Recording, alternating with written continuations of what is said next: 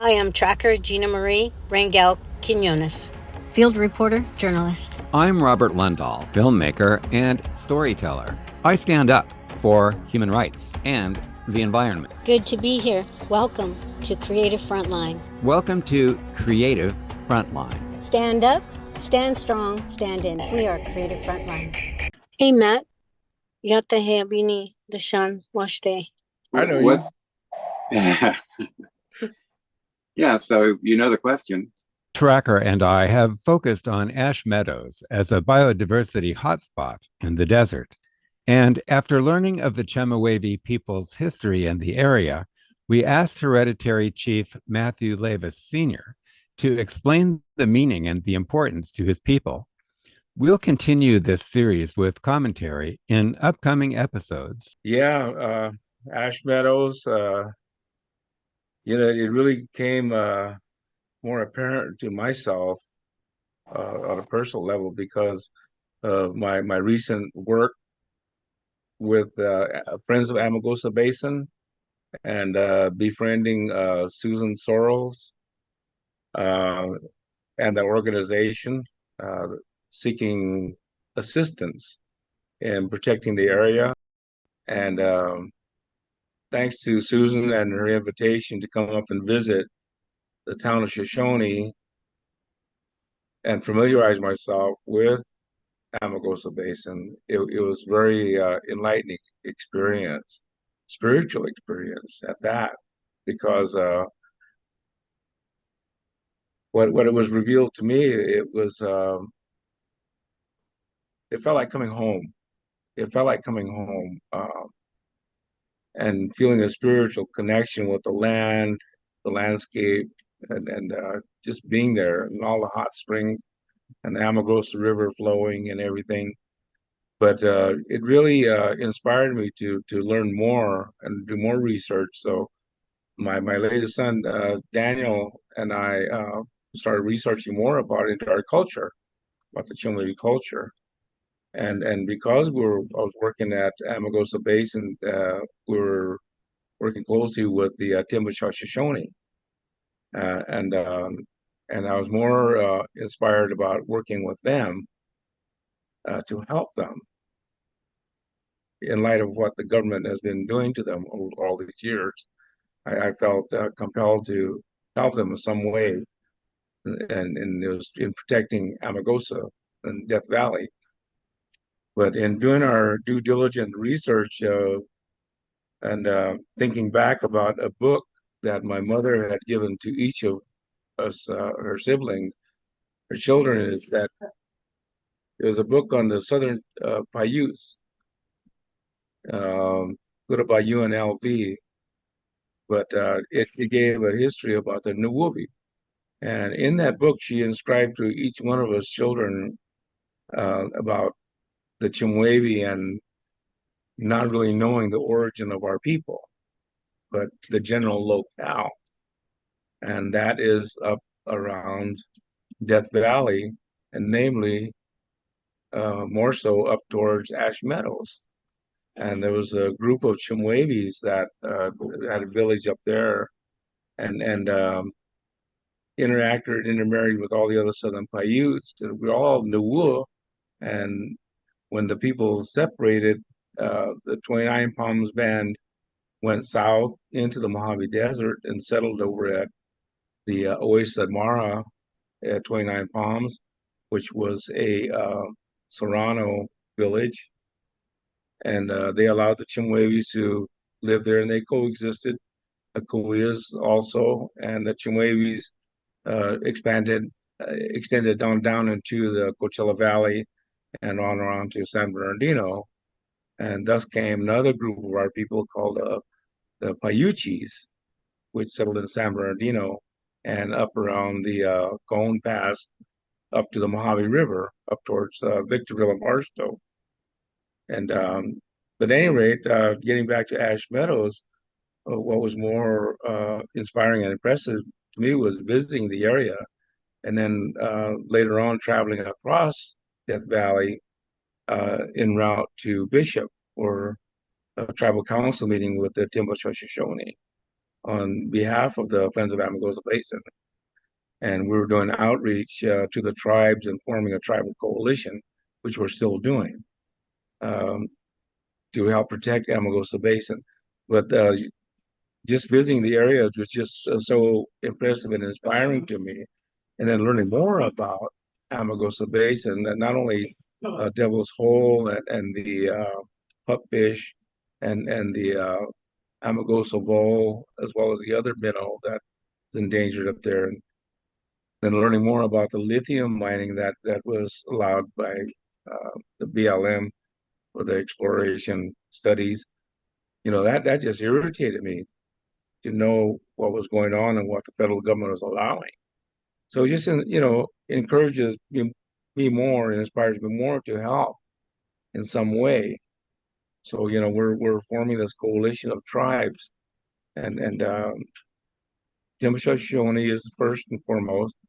The Moapa, Paiute, and the Chemehuevis. We're reaching out to the 29 Pound Band to join with us also, and joining forces with Friends of Amargosa Basin and helping protect Death Valley Amargosa Basin. And as you know, the lithium mining is big time. All the old gold mining that took place and still taking place up there, all the contamination that's going on from the extraction of gold from as well as the Nevada test site and all the contamination. And little did I know at the time, just until a couple of months ago, finding out that Amargosa is fed by Walker Lake. Walker Lake, mind you, and that aquifer flows all the way down into Amargosa Basin, the headwaters. And when it flows on down to Beatty, it flows right on down to the river. But all these waters are being contaminated, or have been contaminated by all the nuclear waste. And at Beatty, Nevada, there was that one dump site, the low-level radioactive waste dump site run by U.S. Ecology, which exploded a few years ago. Well, back in the mid-90s, it was discovered that contamination had already reached the aquifer in Amargosa and in the basin, and was affecting the water, contaminating the water at Beatty.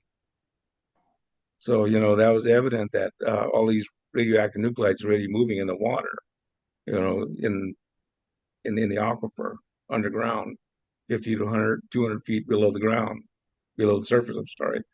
But all these things are interacting, and they're all flowing down into Amargosa. And more of our research shows that this Amargosa Basin may also connect with Cadiz and Finner Valley aquifer, which is at threat right now from extraction by Cadiz Water Inc. and Company, and now they morphed into a new name, Finner Valley Water, whatever. But they keep on morphing from one thing to another. But water extraction is big, and they're coming up with all these plans to extract water and drain the desert basins, and there's no call for it, no need for it at this time. That's sacred water, it's ancient water. But our connection back up to the Amargosa Basin extends further to all the other Southern Paiute bands, as well as our ancient connections to the other cultures that were in the area.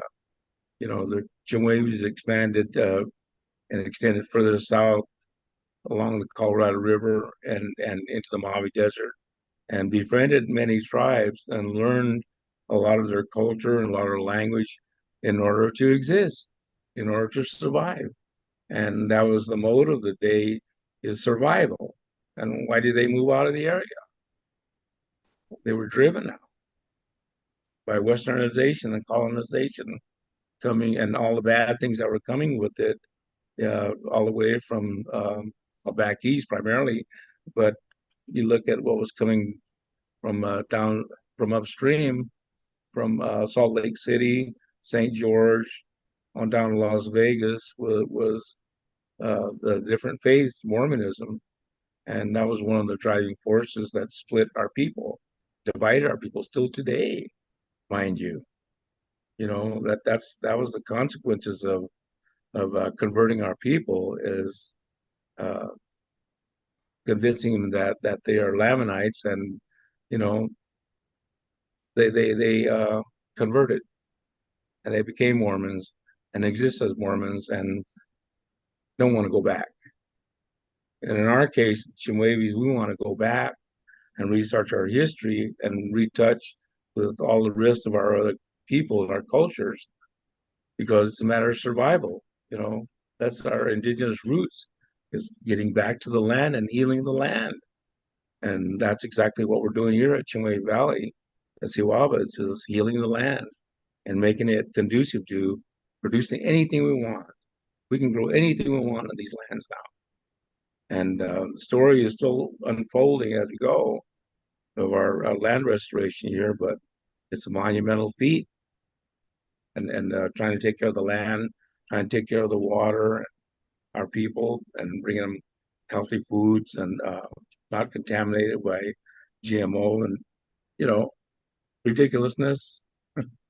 There's a lot of healing that has to take place, and we feel, you know, we can extend this to all other areas, and Amagosa Basin, Ash Meadows is on the target for us. Well, I grew up in Southern California, as you know, and there are a couple of things that we learned about the desert before I had even really been there much. And one of them is don't mess with the tortoise. I had a friend who captured a tortoise and painted his shell blue and let him run around the backyard. And tortoises are endangered. So that's definitely a no-no. And over time, you know, people stop that kind of foolishness to some degree. And another thing we heard about in the non-native community was the famous Devil's Hole pupfish, which are an endemic species. They're an endangered species. There's 28 endangered species at Ash Meadows total. And so they're what you might call iconic. You know, they're a symbol of something, a symbol of nature at its best. And how species survive in harsh conditions that you just wouldn't expect. You know, they've been there for thousands of years and became separated from other bodies of water where they might have once been, and then they adapted and evolved in these little tiny places. So what's special then about Ash Meadows to you as far as a living place and a supportive place for people? And what is Puha? Puha. Well, actually, it's a extension of a word, Puhagan, in our language. That's the medicine man, shaman, the healer. And you know, when you get Puha, that's the medicine. There's a shaman for healing primarily. But you know, medicine is there. There's great medicine of healing of all sorts. Just like all the rest of the desert that the non-Indians do not understand. You know, they view it as a wasteland, as harsh desert wasteland that needs to be developed and tilled and converted. And you know, they've been doing that over time in these different communities and municipalities that are popping up throughout the Southwest and converting the whole ecosystem and bringing in all these foreign plants and animals and whatnot and putting them onto these foreign soils. And, you know, next thing you know, we have trees that were grown around the world in our backyard. You know, I can attest to that in my backyard. I have a California elm tree here in the desert that my mother gave me because she loved the California elm tree. And she said she would never see it grow to its full life. And she gave it to me when I got my house in 1980 and said, put it in your yard and make sure you put it in a place that it's going to grow and you can have plenty of room. And we're enjoying it today. It stands 20 feet tall, but you know, it's a beautiful shade tree that we love. But it's not a desert plant. It needs a lot of water, a lot of water. And it comes from a different area, a different climate. But I'm treating it as if it's growing in its own element. So I give it a lot of water. But I've converted this area in my backyard, and people are doing this all over the place. And this is just one tree. And you think about the hundreds and thousands and millions of trees that are in places that they shouldn't be. In Southern California, a good example. I remember going to Riverside, Los Angeles, the first time in a Greyhound bus to visit with my aunt, and was just amazed going by UC Riverside and seeing all this vegetation growing with sprinklers going along the freeway, irrigating oleanders all up and down the freeways. And you look around the whole community, you see all these different types of trees. You go to Las Vegas and up around Lake Mead, and you're seeing the same damn thing, and converting these areas. And this area of desert environment, it grows things for a reason in a certain way. And medicines grow that way. They take from the earth way down deep in those roots. And that's what we go for, is that rich element that has that connection both to Mother Earth and Father Sky. When it grows, like the tree, and it grows and we go and pray with the tree, because the prayers reach out to the Creator.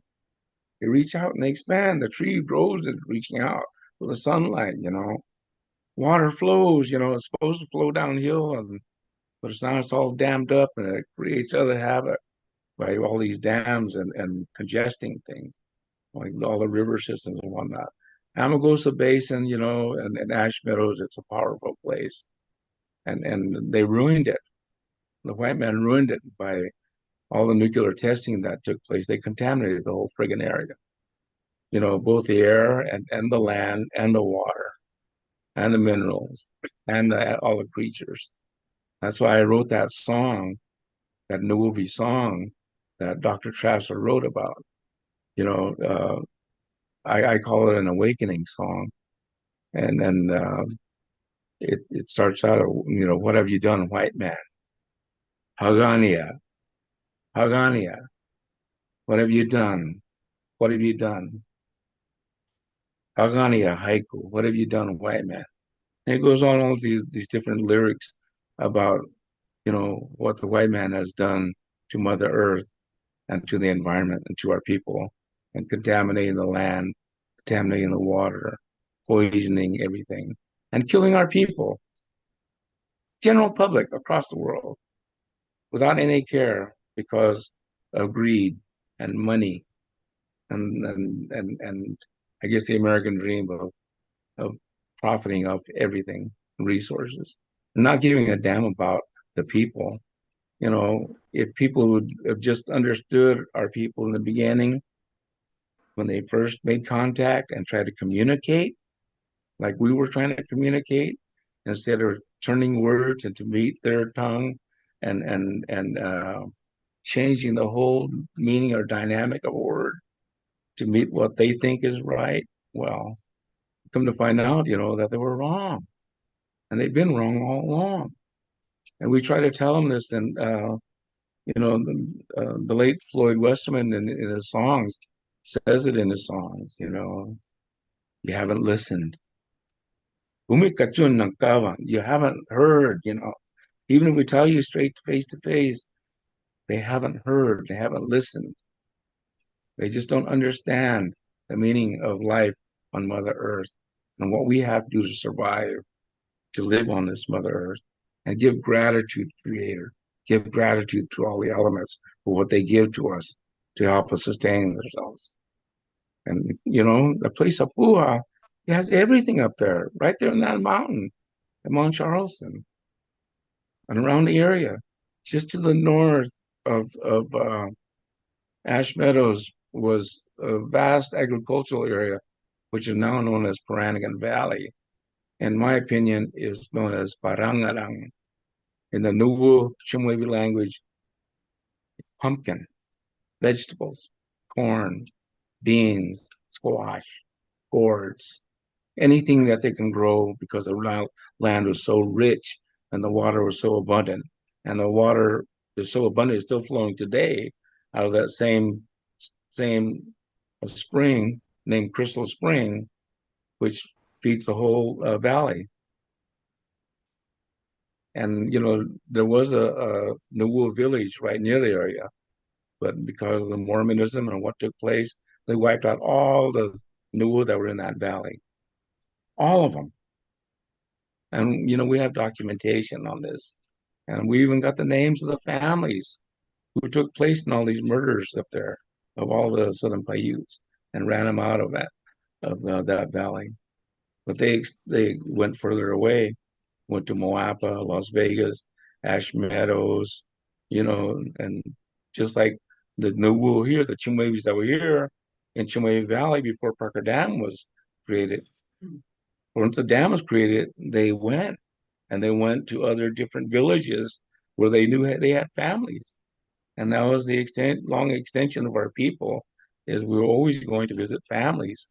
It wasn't as if we were just nomadic, but we were going from different places to visit families and be with one another.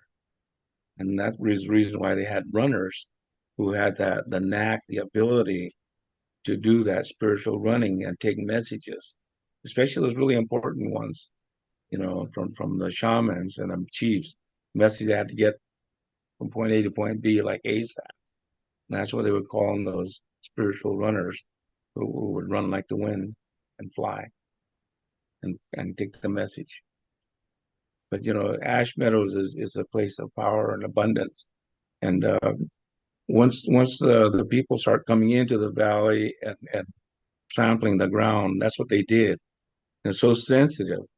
All that land is so sensitive. They could start compressing the land, different areas.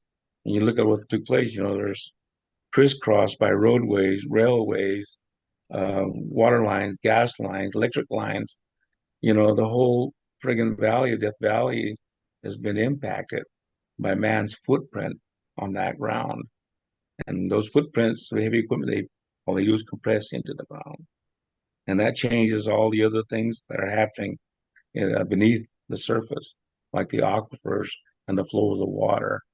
And you wouldn't think that a roadway would do that, but it does, because of the compaction that takes place, or anything else. It has an impact. Everything that happened, there's a consequence to it. Well, it's happening there at Ash Meadows, but it's a really important place, and we're looking at reconnecting with the area and visiting. More of our people want to come back and make a reconnection with the area, a spiritual calling.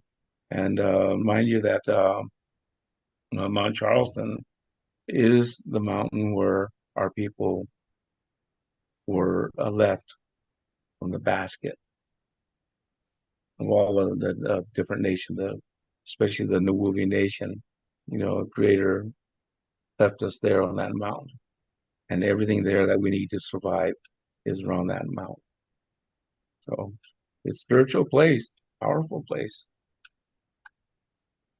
And we sing about that in the salt song, as the salt song makes its way south after leaving Mount Charleston area and travels up through Amargosa Basin, Ash Meadows, Pahrump, down Shoshone, on down to New York Mountains, and all the way down to the 29 Palms, and down to the ocean and beyond to the Salton Sea, and all the way to the Colorado River, and back to its point of origin. So now we're talking to a non-native audience too. So what can they learn? Like, we're going forward, right? I mean, this isn't backward. We're going forward. What can we do now? Well, we've been working really closely with the universities, different universities, primarily with UC Riverside, and as of late with the Copper Mountain College over at Joshua Tree, and working with folks over at Lake Havasu City regarding our culture, the Chemehuevi culture, and letting them know who we are, where we come from. And there's the 29 Palms band, who doesn't go by the name of Chemehuevis, but they were given the name of the 29 Palms band, the Mission Indians, in order to be recognized. Okay, but they're Chemehuevi, and they're our family. there's another group of Chemehuevis in Park, Arizona, who are members of the Colorado River Indian Reservation. And they have a committee called the Redfoot Committee, but they don't have any political power, so to speak. They're just a committee, but they work closely with us. And we've been trying to educate the local Southern California and Arizona area about who we are and where we come from, and what we're doing to restore our culture. And over time, the Chemehuevi tribe got recognized in 1970, but a lot of the other Chemehuevis didn't enroll with us.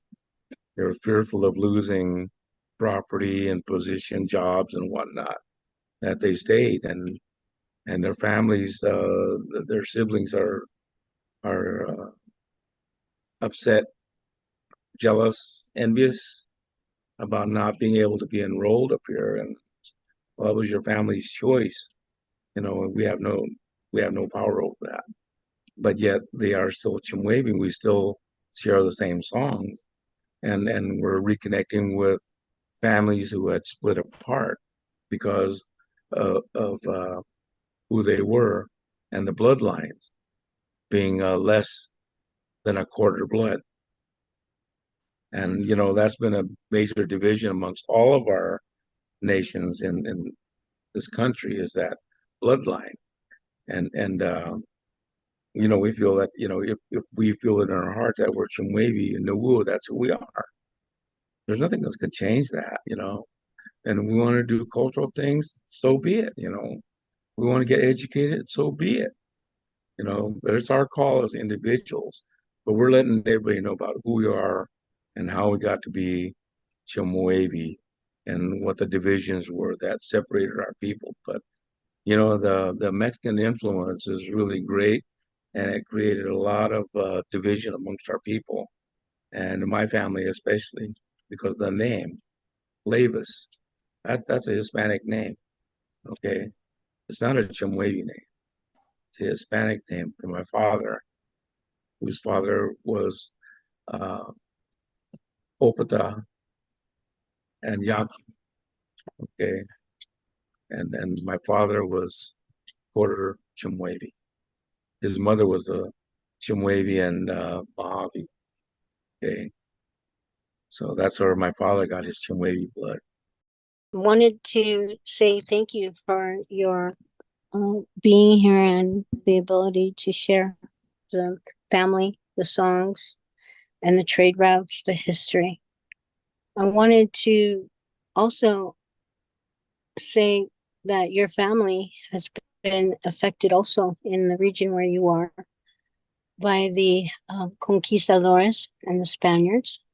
And so, the time in history that we remember is that the last name was always given over by the missionaries in the Catholic churches. So all indigenous people within the Colorado River and all of the bioregion of the Southwest have been affected by this history. Stand up, stand in. We are Creative Frontline. I'm Robert Lundahl. I stand up for human rights and the environment. I am Tracker Gina Marie Rangel Quinones. Let us know whose voice you want to hear on the front line. Where we connect all people where they stand on the front line.